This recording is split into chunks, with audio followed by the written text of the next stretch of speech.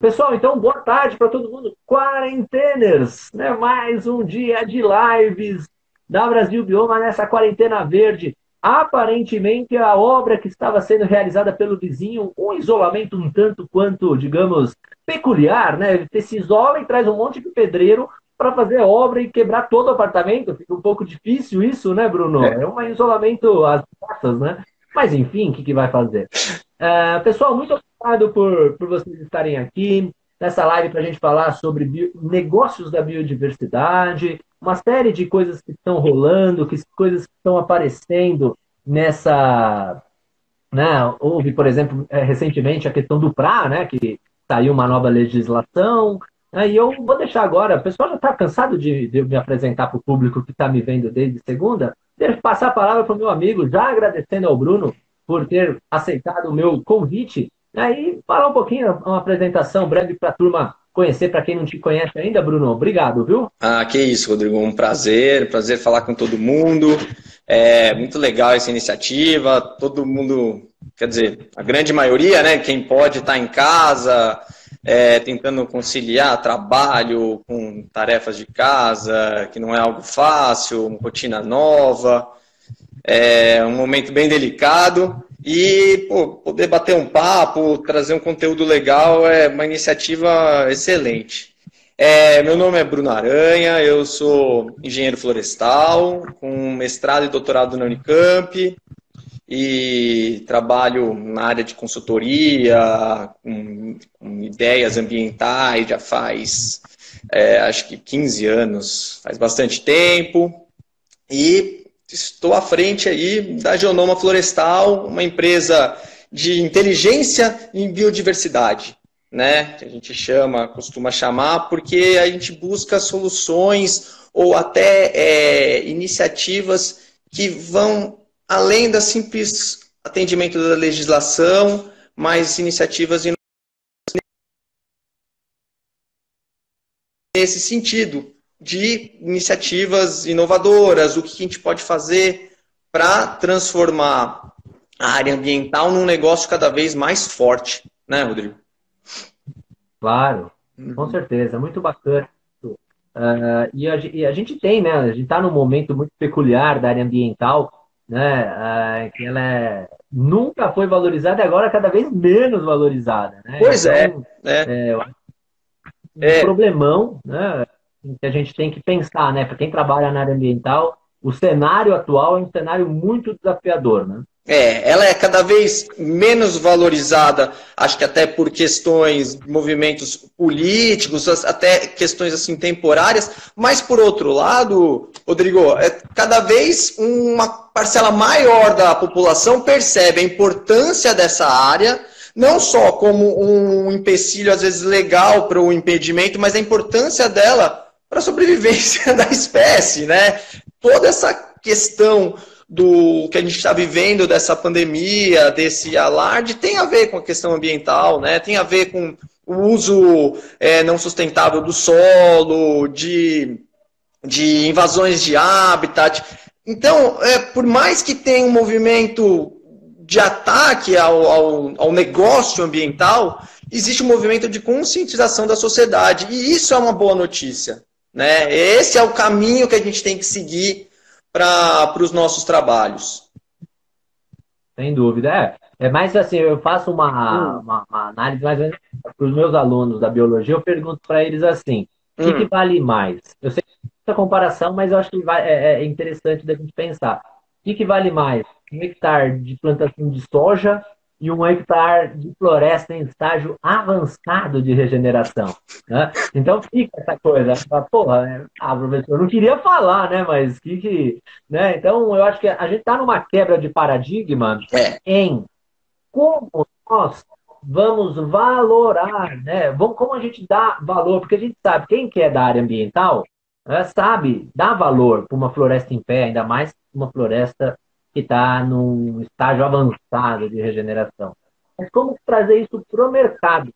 E o que você enxerga? O que você que analisa mais essas questões, já esteve em órgão público, trabalhou no programa de pagamento por serviços ambientais, que é o cerne disso tudo. Né? Como você enxerga esses caminhos? O Código Florestal, eu sei que trouxe uma série de mecanismos para ajudar o pequeno proprietário, né, a tentar integrar um pouquinho mais essa questão do produção com conservação, tentar trazer um pouquinho mais isso tudo para dentro de uma mesma discussão. Como que você enxerga esse panorama atual, Bruno? Assim, eu enxergo, tem dois lados. Primeiro tem uma má notícia, né?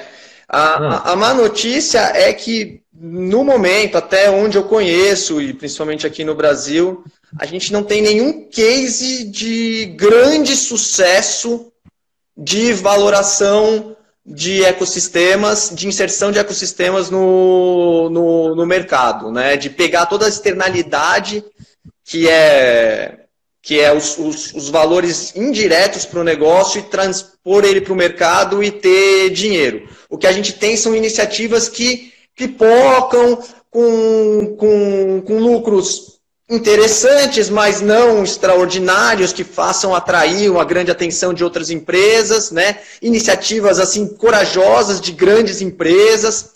Então a gente tem esse lado assim, que não existem ainda cases. Só que a boa notícia dessa história é o seguinte: como não existe esses cases e como existe a demanda da sociedade, a gente tem uma demanda grande por soluções, por iniciativas que consigam, pelo menos, equilibrar essa história do valor do hectare de soja com o valor do hectare de uma floresta, de um cerrado pristino, né? Que a gente chama, olha que palavra bacana, pristino, que é um primário, um intocado, que todos a biodiversidade e as funções ecológicas estão trabalhando, fazendo funcionar e provendo benefícios para toda a sociedade.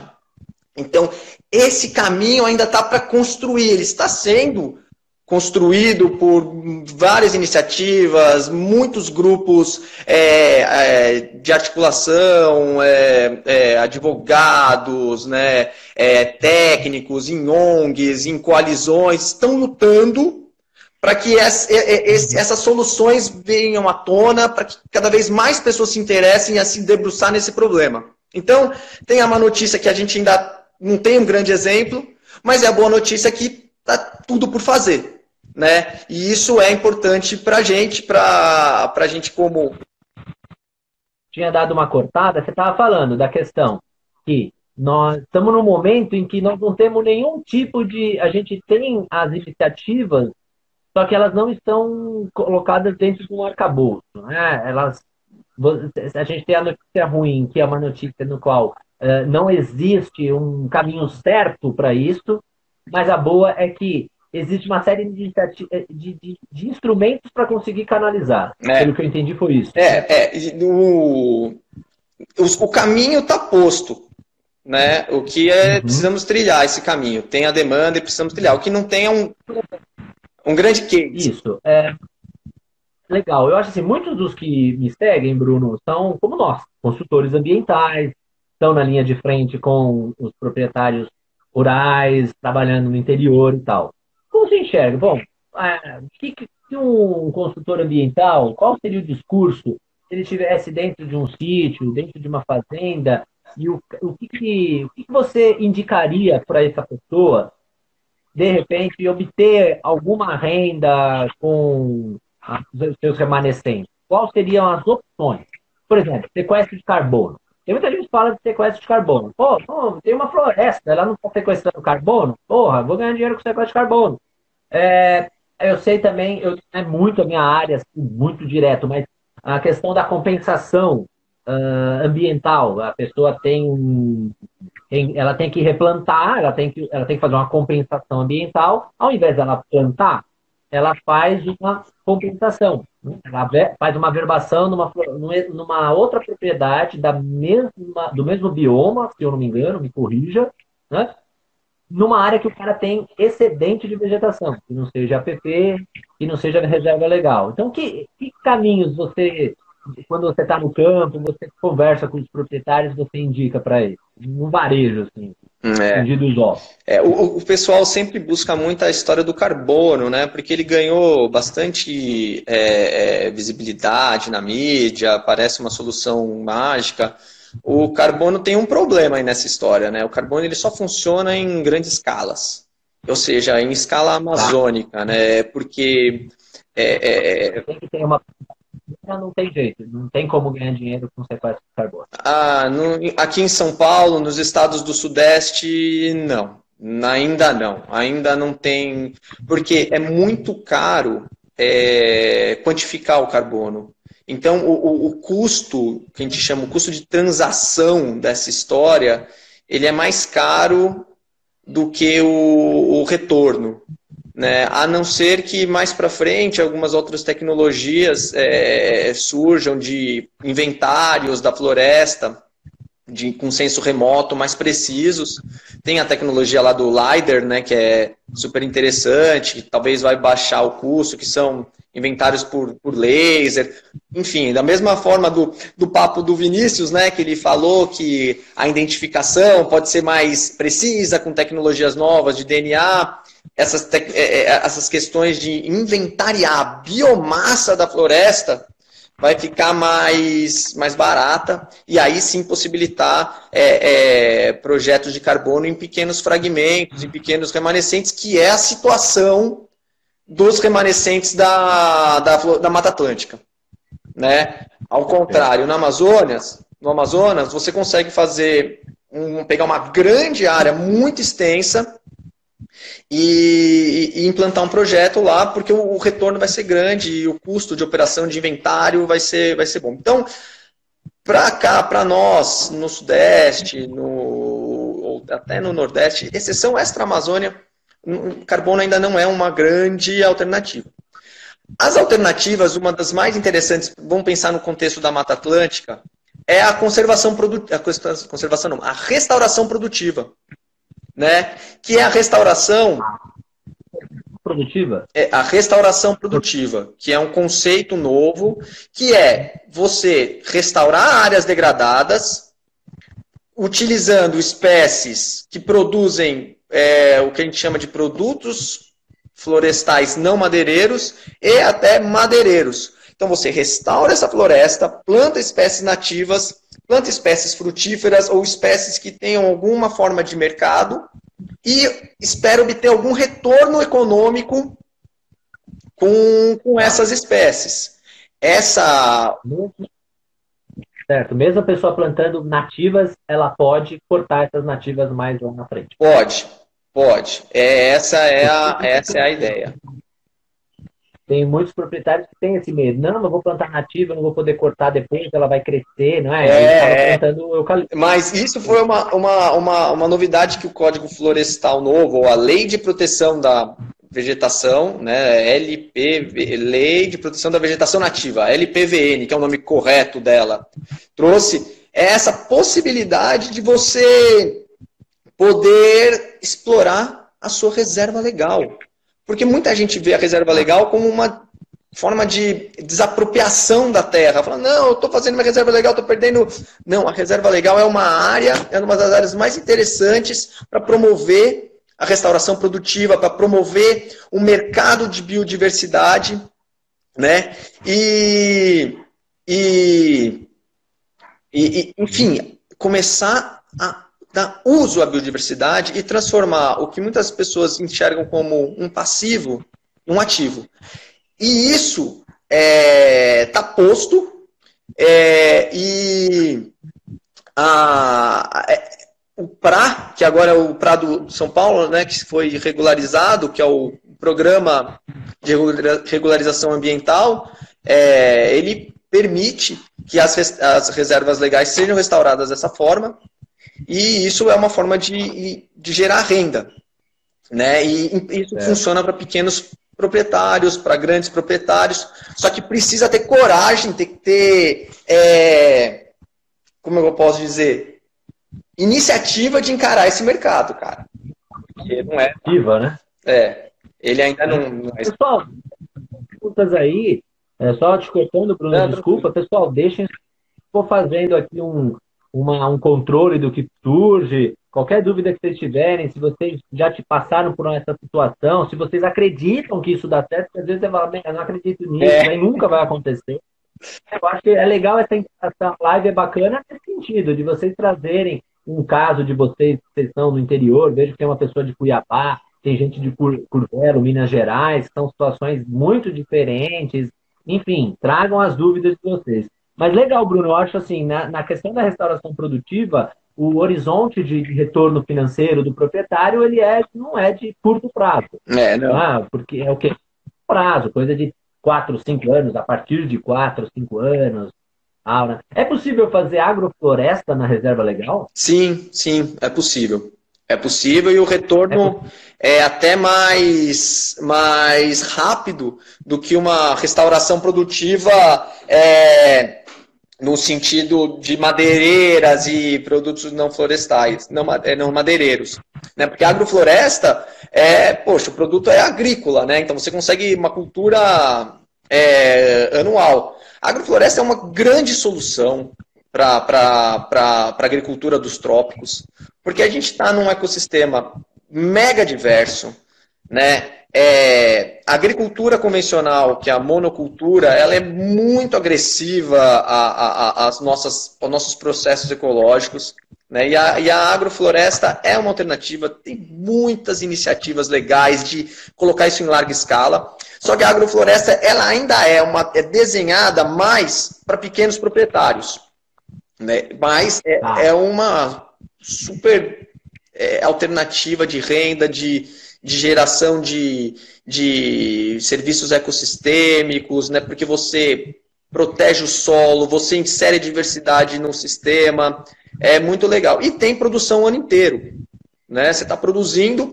O difícil dessa história toda, né, de conseguir dinheiro com biodiversidade é o que eu chamo da multitarefa, né? Como não tem ainda um mercado estabelecido, processos muito tecnológicos, tudo ainda é muito artesanal, tudo ainda é em pequena escala, né?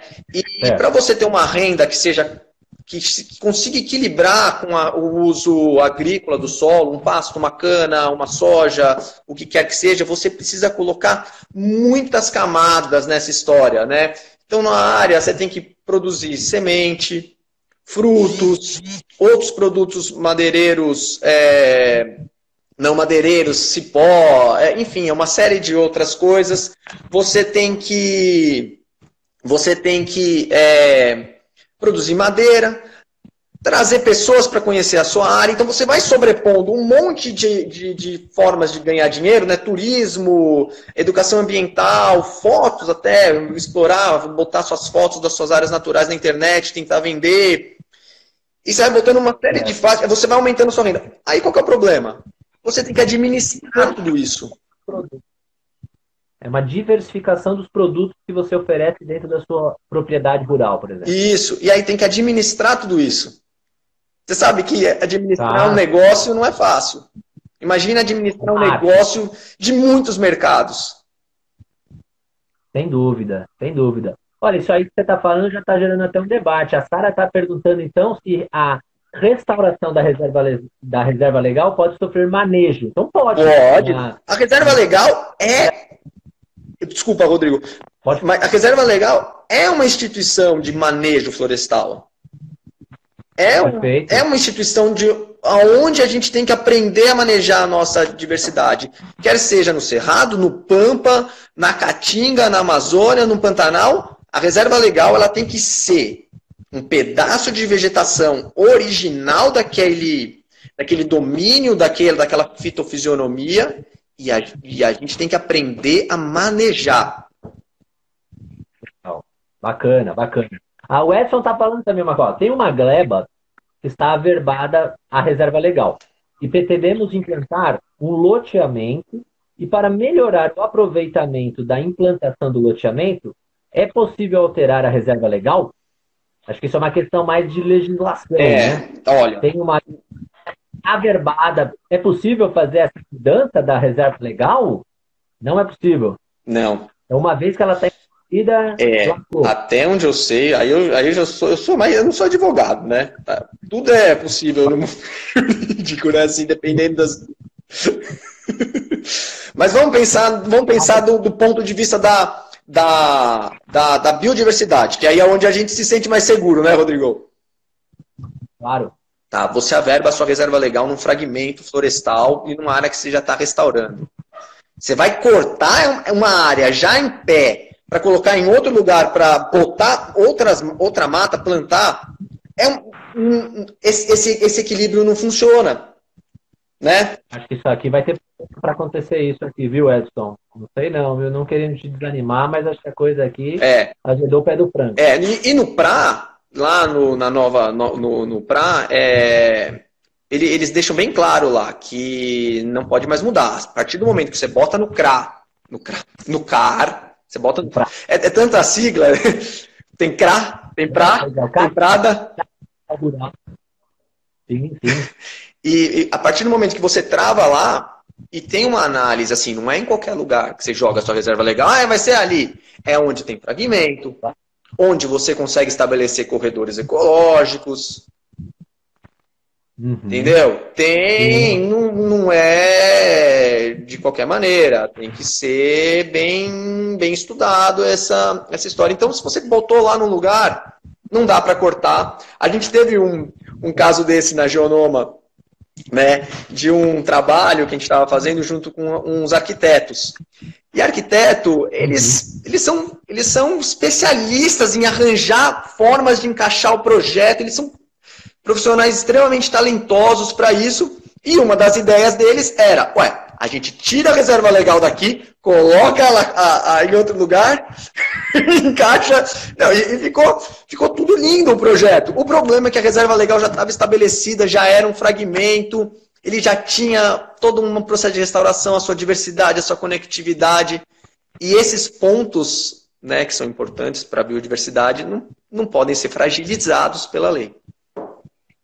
Sem dúvida. A Flávia está falando aqui, a gente citou sobre a agrofloresta, que é uma ótima opção para a reserva legal, né? Pode perceber que as pessoas entendem pouco sobre a botânica e sua mistura.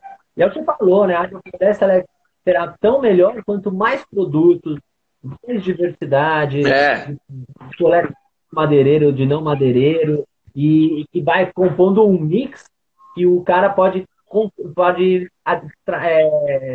tendo renda, né, ao longo do ano, e ele acaba pagando os custos da propriedade, às vezes, através desses ganhos que a reserva legal gera, né, o que é interessante. Porque a ideia é não ver uma reserva legal como um passivo, ela é um ativo. O que a gente tem que conseguir é aproximar esse valor desse ativo para o valor de mercado de um pasto, de uma cultura, né? E isso a gente precisa do quê para esse mercado? A gente precisa que o mercado de frutas nativas, de produtos nativos, seja forte. Então, poxa, todo mundo gosta de cambuci. Quem ainda não experimentou um cambuci, corra para experimentar, porque é muito gostoso. Né? E aonde está o cambuci? O cambuci está na Serra do Mar, né? Em áreas que tem uma super pressão. Sim, ó, você falou de produto natural, choveu curtida aqui. Você vê como o negócio já dá uma animada, né? E tem muitas outras frutas, né? É legal, assim, o Cerrado, ele tem um potencial de frutas. Tem aquela empresa, acho que é de Goiás, que tem uns sorvetes, frutas do Cerrado. Uma delícia! Tem fruta, tem sorvete até de cagaita, de Eugênia desintérica. Sem dúvida, sem E dúvida. aonde que eles... E você já viu alguma agrofloresta, que a Flávia está perguntando aqui, pode falar um pouco sobre eucalipto e a agrofloresta? E aí, o que você é? Você é a favor do eucalipto? Você é contra? Porque tem gente que é meio... fica até uma... Eu sou a favor do eucalipto.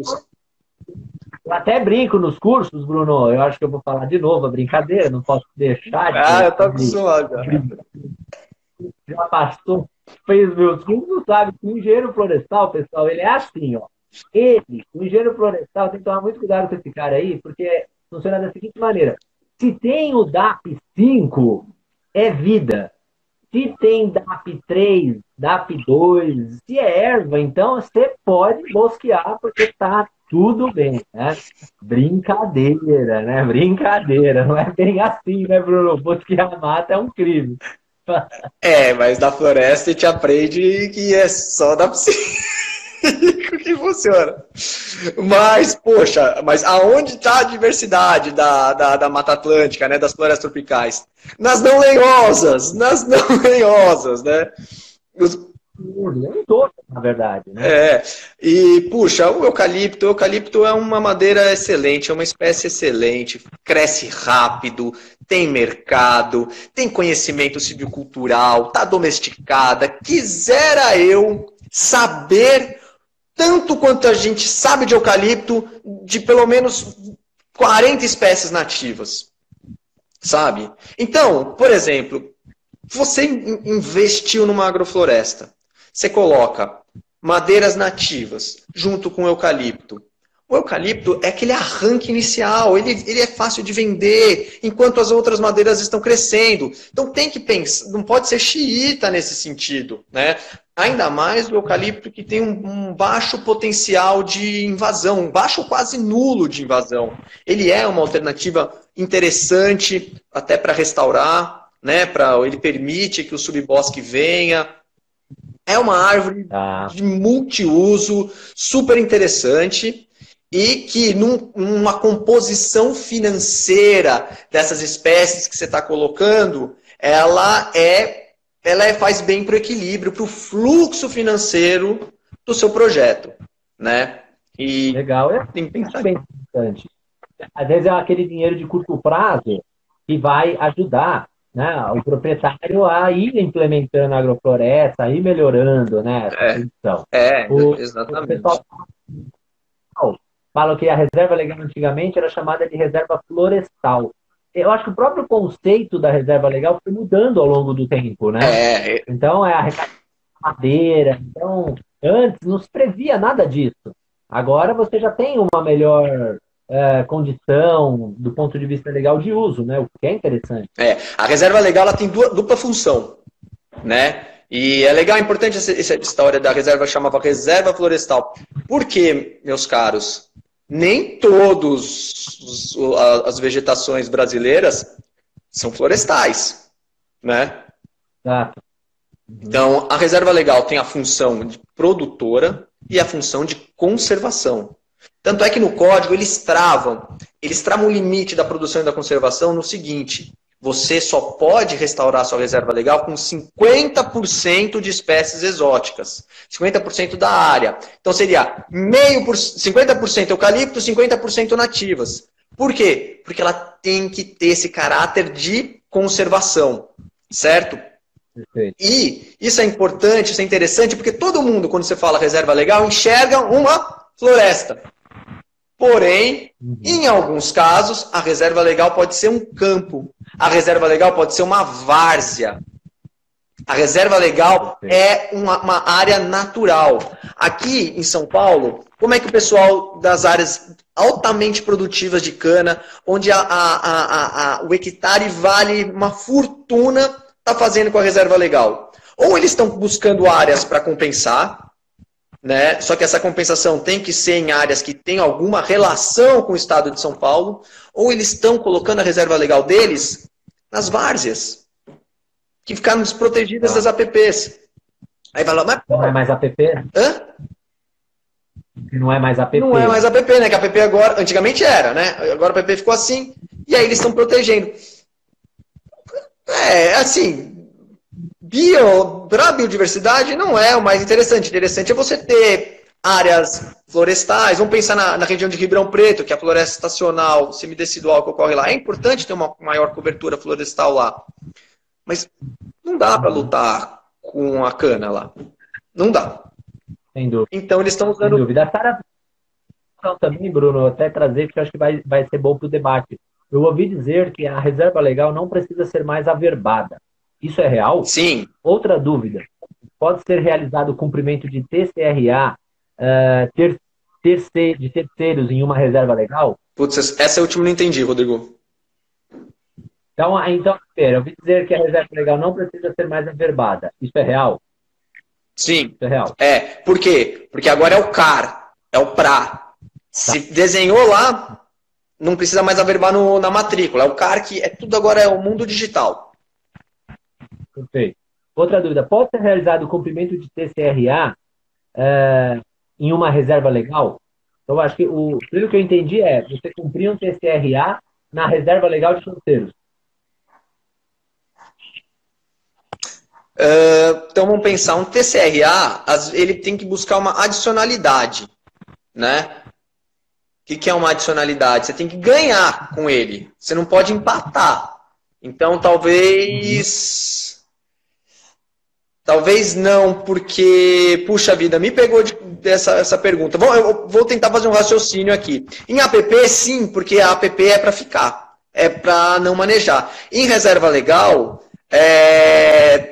só se for uma reserva legal que você não vai mexer mais. O que eu li no PRA é que é possível você restaurar a reserva legal com o programa Nascentes. Então, o programa Nascentes tem uma relação com os TCRAs, com as multas. É possível, só que aí você não pode usar espécies exóticas. Ah, entendi. Entendeu? Porque aí tem o foco da conservação. Aí o foco muda para conservação. Perfeito, sacou? Legal. Bacana. Tá, o Thiago trouxe aqui no manejo da reserva legal, pode ser plantado árvores nativas de valor madeireiro com o objetivo de cortes isolados no futuro? Pode, né? Pode, deve. Desde que você faça um plano. Você tem algum documento que na hora que você planta, tem. Sei lá, fazer algum tipo de documento, um relatório mostrando que, plantei isso aqui na reserva legal, porque o meu foco é para o futuro. Tem que fazer isso, senão pode dar problema. Tem uma resolução da Secretaria. Acho que é 189 de 2018, pessoal. Procura aí, 189 de 2018. Eu acho que é essa, que é a resolução que trata desse manejo, dessas possibilidades. Ela é super interessante, é bem extensa, mas ela fala de agrofloresta, ela fala de reserva legal, e você faz um plano de manejo florestal para essas áreas, e aí você fala, eu plantei uma densidade de 80 jequitibás por hectare, e eu vou cortar esses 80 jequitibás por hectare num período tal. Enfim, você documenta, registra isso nos sistemas já online, digitais, onde estão essas espécies. Enfim, é um documento já mais moderno. E aí você pode manejar, pode fazer desbaste. Você tem essa autorização. Bacana. Muito bom. Teve uma pessoa aqui que, eucalipto, que dor. Não é dor. Calma, tem tranquilidade. É uma pergunta legal também, né? E a questão para os produtores, acabei me perdendo aqui um pouquinho. Isso é mito, tal. Acho que a gente não pode estar muito bem. Deixa eu voltar aqui, tá bom. Bom, se a reserva legal tem fisionomia. Se a reserva legal tem que ter a fisionomia do bioma nativo, como controlar as espécies implementadas da agrofloresta? Aqui eu posso até, de repente, a gente fazer um bate-bola, e assim, você tem uma reserva legal no Cerrado, e é uma área de ambiente aberto, campo cerrado, sei lá, é uma área de cerrado aberto. A gente sabe que tem cerrado que tem fisionomias mais fechadas, cerrado que tem fisionomias mais abertas. Eu acho que você está numa região de ambiente de cerrado mais aberto, acho que não convém muito uma agrofloresta, né? Entendeu a questão? Entendi. Explorar plantar as espécies que podem render frutos e que ficam num porte arbustivo, entendeu? Porque você está descaracterizando um pouco, né? Mas é possível. Mas nesses casos, às vezes não tem nem aptidão agrícola direito, né, Rodrigo? Entendi. Entendeu? E aí você tem que avaliar uma questão também agronômica, né? Da aptidão, claro. Porque a agrofloresta funciona em ambientes florestais. Aí, no caso, vai de um cerrado, de um campo, tem que trabalhar com espécies medicinais, tem que trabalhar com frutas do cerrado, que são muito mais produtivo do que mata, né? Mais fácil de colher. Ou seja, tem que ter inteligência na biodiversidade. São 40 mil espécies de árvores. É coisa pra caramba. Tem muita coisa pra gente aprender. Esses dias aí saiu a notícia, Rodrigo, que a Nectandra barbellata, ela tem um princípio ativo para leishmaniose. Cara, Olha só. pô, e a Nectandra barbellata é aquela espécie lá que tem no horto, que todo mundo que foi formado no horto aprende a Nectandra barbellata e sai falando que tem Nectandra barbellata para tudo quanto é canto, mas ela é uma espécie rara, né? Sem dúvida. É uma espécie rara ali que tem um valor de uso incrível, né? Incrível! E, puxa, esses tesouros, eles estão na nossa frente. Então, a gente... Sem dúvida. O professor Vinícius trouxe um dado muito interessante, né? Mostrando que ainda está se descrevendo novas espécies. Né? Eu acho que a gente às vezes tem a visão de que a gente já tem uma grande noção da biodiversidade, mas nós ainda não temos. Principalmente daqueles grupos mais complexos. Isso ainda está descoberto, né? Pois Isso é. é legal da gente. Eu acho que está gerando um debate bem interessante essa questão, né, do eucalipto, até que ponto a gente utilizar a reserva legal, porque é isso que o Bruno está falando, né, pessoal? A gente tem que tomar cuidado para a gente não ficar só carregado na questão, na ideia da conservação e entender, porque nós estamos de fora, né, Bruno? A gente não tem a terra, nós não temos que gerir a terra. Para nós é muito fácil chegar para o proprietário e falar, ó, você faz um plantio em linha, espécie nativa, conservação e por aí vai. E toma conta aqui, paga aqui a conta. Você consegue que as pessoas se empoderem da floresta, comecem a cuidar dela. Né? Isso é isso que é uma transição para a entrada do mercado florestal. Nós somos um país de florestas. Nós temos que ter um mercado de florestas. É isso que a gente luta como profissional, como sonhador, né? E como empresário, de ter um mercado, de que isso seja comprado. O Thiago traz uma coisa que está muito nessa linha sua. Ele já conversou com muitos produtores agroflorestais que falam que o eucalipto é a única espécie viável para fins madeireiros.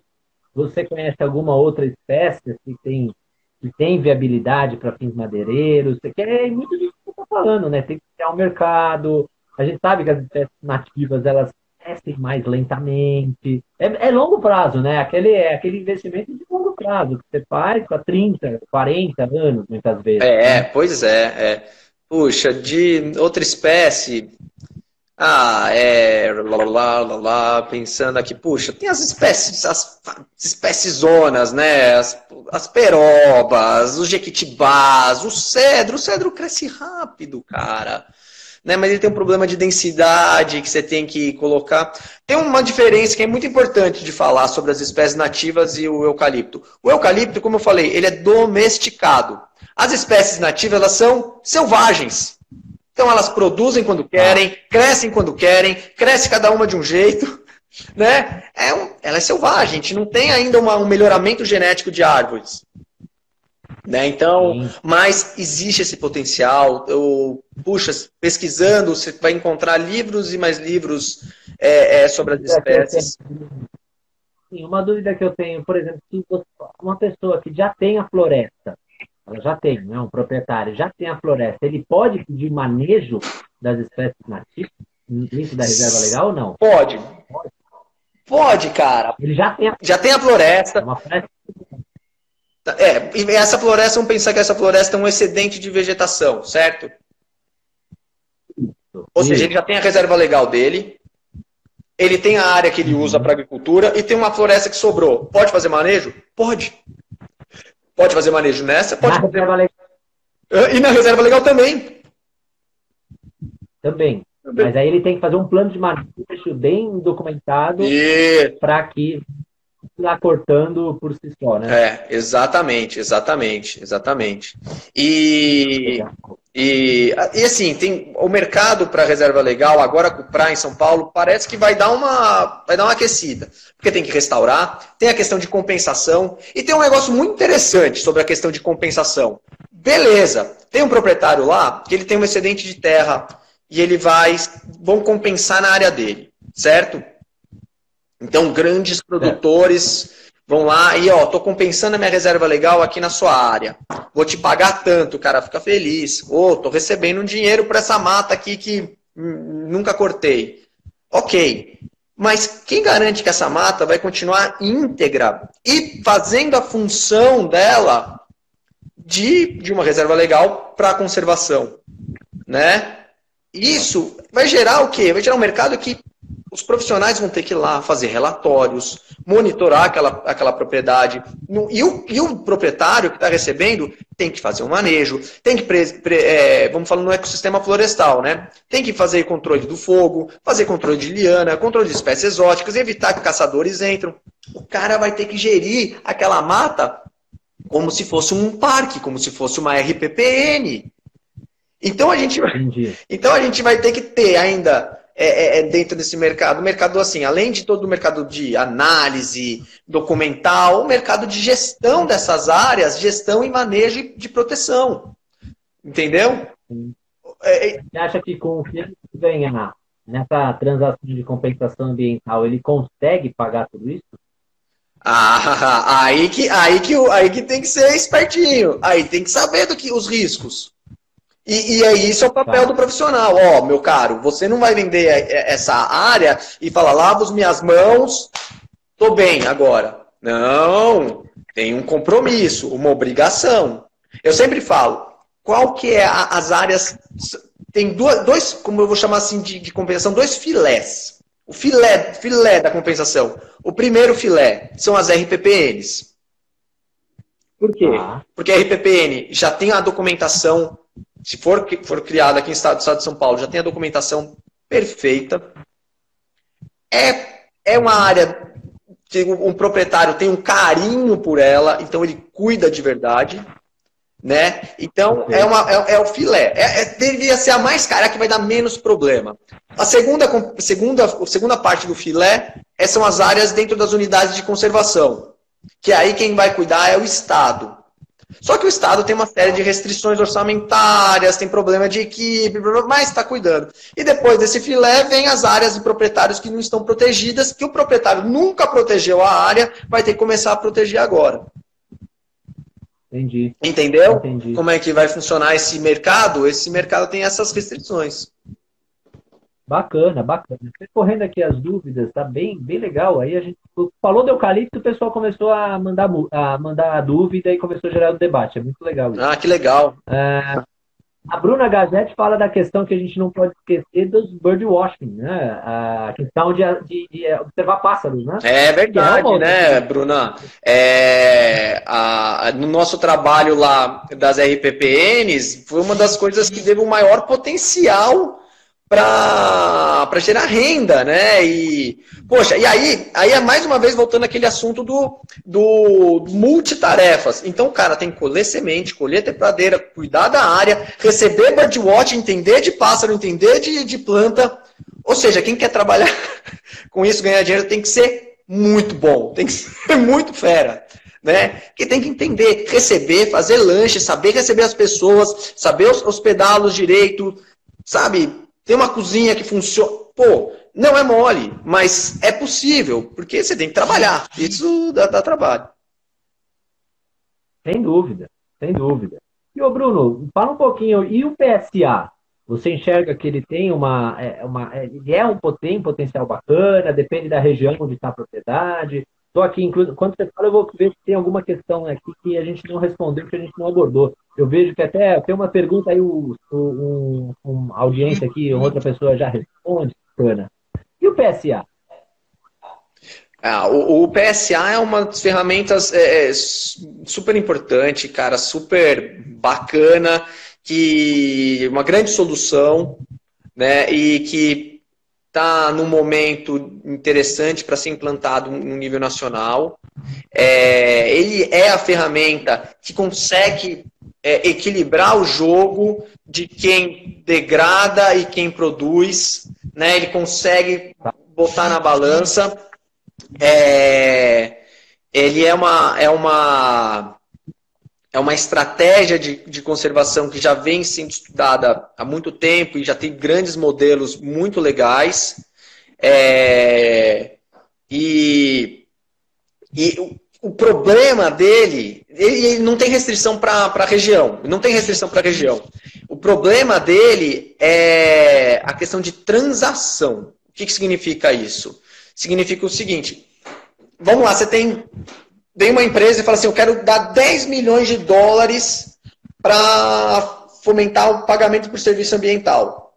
Até você conseguir ligar esse dinheiro para chegar na mão do proprietário que conserva, ele vai ter que passar por uma série de instituições, né?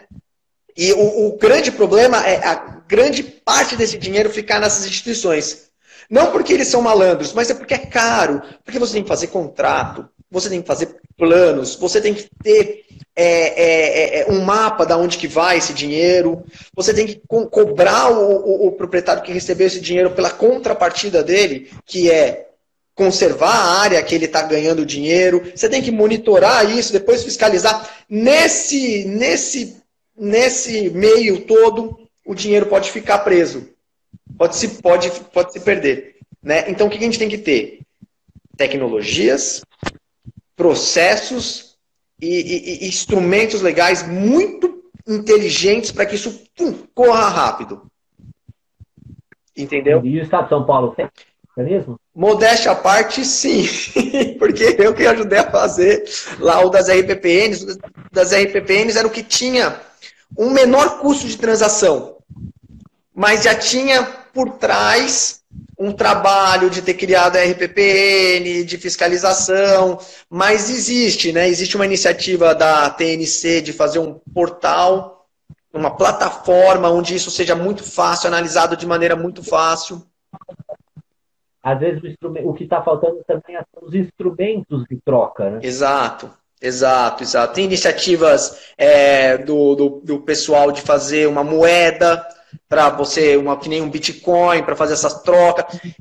Ou seja, novamente, o que precisa? Inovação, empreendedorismo, gente que queira trabalhar nessa área e descobrir soluções. A demanda existe, o mercado existe, a gente tem que conseguir essas soluções, porque não dá para viver num mundo onde a gente é ameaçado a cada instante, né, por conta de qualquer degradação.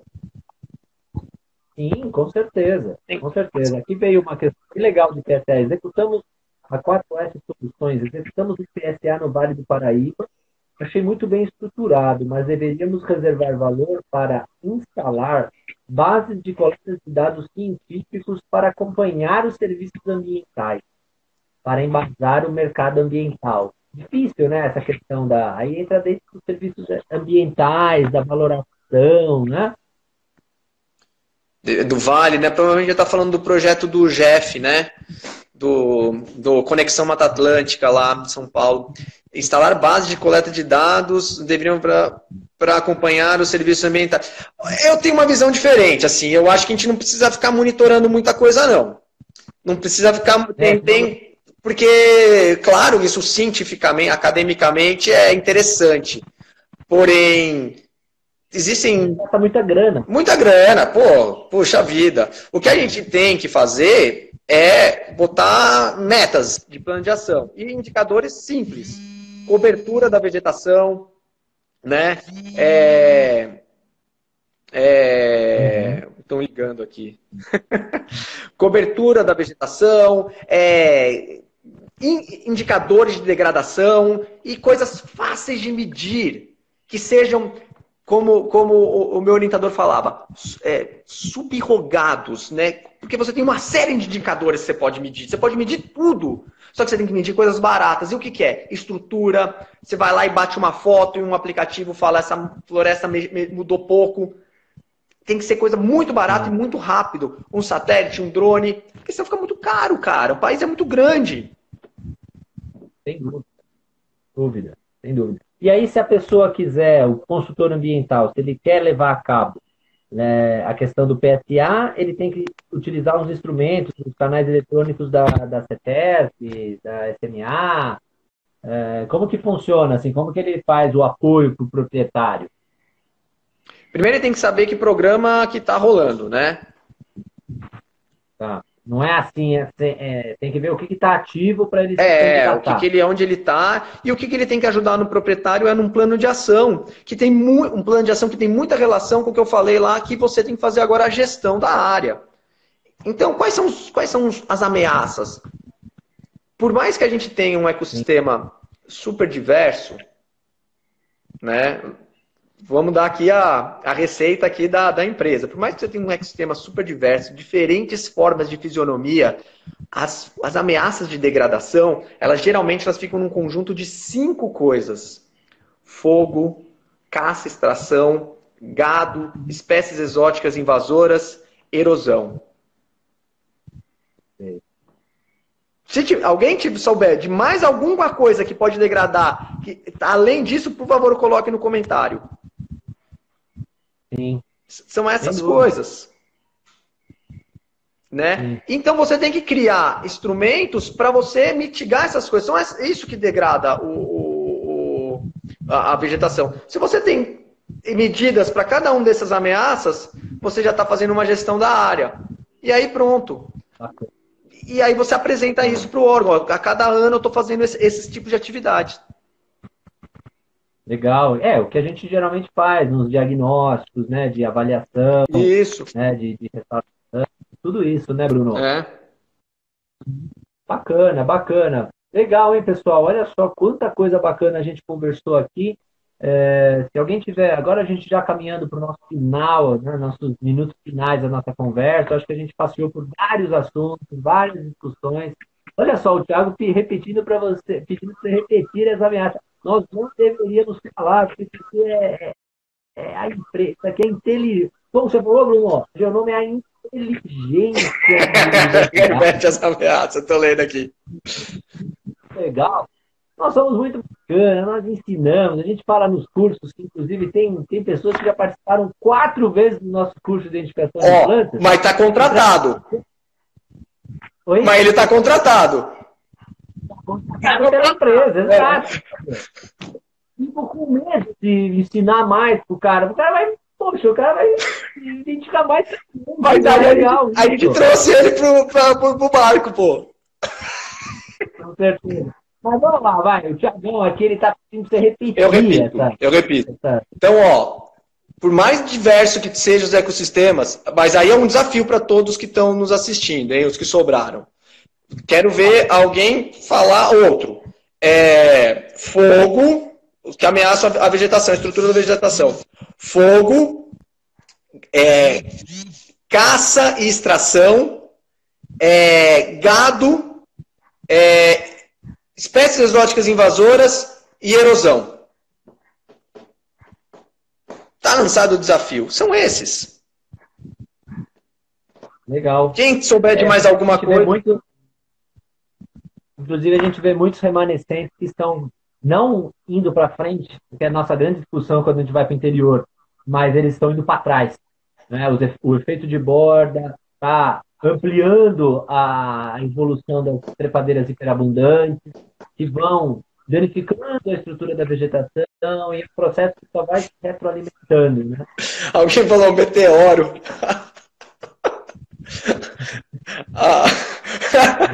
O meteoro às vezes é uma solução.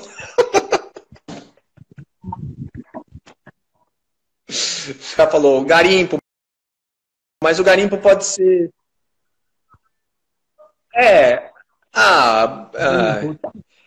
Tem, agrotóxico. Mas só podia ser a Bruna, né? A Bruna é muito inteligente. A Bruna é a inteligência dessa empresa, né? Mas o impacto do agrotóxico é pequeno perto desses que eu falei, por enquanto. Aí alguém falou a questão do garimpo. Alguém falou do garimpo. E cristaleiros, enfim. Essa turma entra no quesito de caçadores, extratores, invasão de terceiros. Aí, olha que legal essa discussão. Aí alguém falou mudanças climáticas. Só que mudanças climáticas, a escala é enorme, né? Tem muita gente que acha que essas trepadeiras estão aumentando tanto por conta das mudanças climáticas. Assim, elas estão recebendo um input por conta dessas mudanças na temperatura, os eventos extremos cada vez mais extremos, né? E as trepadeiras vão ganhando corpo nessa situação. Legal, eu acho que a gente chegando no final, pessoal, quem tiver mais alguma pergunta aqui, deu para a gente passar um panorama, eu acho que o resumo da ópera, né, Bruno, é o que o professor Vinícius, na live de segunda, falou, né? Não tem uma receita mágica, né? Não é para identificação de plantas, não existe um app mágico que tira uma foto e você vai resolver todos os problemas da identificação, né? E no caso da identificação, tem muita prática que você precisa ter, né? Usar a chave da Brasil Bioma, que é uma chave incrível, excelente, né? Os livros da Táxi no Brasil, que eu já vi que eles estão online aí, que também é muito bacana. E nesse quesito da conservação, da restauração, do aproveitamento econômico, também não tem nenhum tipo de situação que vai fazer você, o proprietário, ganhar dinheiro. Tá? Eu acho que você tem alguns procedimentos de curto prazo, de repente buscar uma compensação ambiental, para quem já tem um excedente, que é um pouco mais de curto prazo, desenvolver turismo, observação de aves. Mas, claro, não, adianta, não é só você, agora ofereço essa área para observação de aves, mas você tem que pensar, você vai receber as pessoas, como você vai receber, como que isso aí tem alguma marketing para as pessoas virem, não é automático, né? É. Você tem uma necessidade de desenvolver alguma coisa. A restauração produtiva como algo interessante, né? O eucalipto, pensar numa ideia um pouco mais assim, uma visão de negócio, entrar como uma contribuição para o fluxo financeiro de uma atividade como essa, né? E compor, e aí é diversificar, né? Que nem na Geonoma que a gente pensa, a gente tem que diversificar produtos. A gente vai só fazer cadastramento arbóreo? Só cadastramento arbóreo? Não, a gente tem que pensar em trabalhar com ONG, tem que pensar em trabalhar com, né, de diferentes públicos, porque a gente está vendo agora, né? Está tudo parado, o que vai ser nos nossos próximos meses. Tem muito consultor ambiental aí, na sexta-feira vai ter uma live bem legal com a Priscila Carvalho, que a gente vai discutir isso, né? Eu acho que pensar de uma forma ampla, né, Bruno? Eu acho que o que você passaria como um recado final aí para a turma? Eu acho que tem que, nesse sentido mesmo, Rodrigo, de pensar fora da caixa. Eu acho que a gente precisa de soluções. É fácil falar, né? É super difícil conseguir ter uma ideia, botar uma ideia para funcionar, mas a gente precisa de ideias novas, inovação, soluções, empreendedorismo mesmo, gente do mercado pensando em como solucionar os nossos problemas e aliando essa história de a conservação também é uma forma de você gerar renda, misturar conceitos, extrapolar fronteiras de pensamento. Poxa, todo consultor ambiental é um técnico super bem formado, com uma bagagem acadêmica forte, porque senão não entra no mato para identificar planta, não entra no mato para conseguir saber bicho, não sabe? Tem que ter uma formação acadêmica legal e são curiosos por natureza, né? Então, a gente tem que começar a ser ousado, cara. Então, a minha mensagem agora, os momentos vão ser bastante difíceis para as empresas, para os profissionais. A gente está passando uma situação semelhante a uma guerra, né? Lockdown em um monte de países, né? Parou então, tudo. Não, às vezes é até pior que uma guerra no sentido de ter uma paradeira geral, né? Pois é. Só então, as vidas humanas, sem dúvida, é difícil. Então tem que ser nesse sentido aí, de ter essa. Eu acredito bastante que a gente tem várias soluções aí para resolver e que o Brasil é um país da biodiversidade, da biotecnologia. Tem que fazer acontecer. Bacana. A gente tem um monte de projeto aí, né, Rodrigo, para botar para frente. Então, acompanhem a gente. Sem dúvida. O Bruno é meu sócio. A Geonoma Florestal é a nossa empresa de consultoria. A gente convida vocês para conhecerem o nosso site, geonomaflorestal.com.br, ver o que a gente faz, seguir nas redes sociais. Às vezes a gente sempre tira uma foto do que a gente está fazendo, dos ameaças e por aí vai. Então é legal vocês conhecerem. E, Bruno, agradecer aí pela você ter investido seu tempo aí, uma hora nessa conversa muito bacana. Acho que trouxe vários insights para as pessoas no campo, né? E aí, mostrar que não é nada assim tão fácil, né? Muito obrigado, viu, pela sua participação. Foi um prazer, Rodrigo. Pode me chamar sempre. Valeu. Obrigado. Muito obrigado. E pessoal, amanhã mais uma live da Quarentena Verde, né? Com a Ingrid Rezende. Vamos tirar todo mundo em casa, pessoal, vamos fazer um jardim dentro de casa, um jardim vertical, um jardinzinho. Ninguém está saindo de casa, então vamos fazer um jardim dentro de casa. Né? Vamos sair um pouco do meio do mato e vamos para dentro de casa ver o que a gente consegue fazer. Gente, eu espero vocês amanhã, 4 da tarde. Então, muito obrigado e até a próxima. A gente se vê no escritório algum dia. Tchau. Valeu, pessoal. Obrigado. Valeu. Falou. Valeu. Tchau, pessoal. Muito obrigado.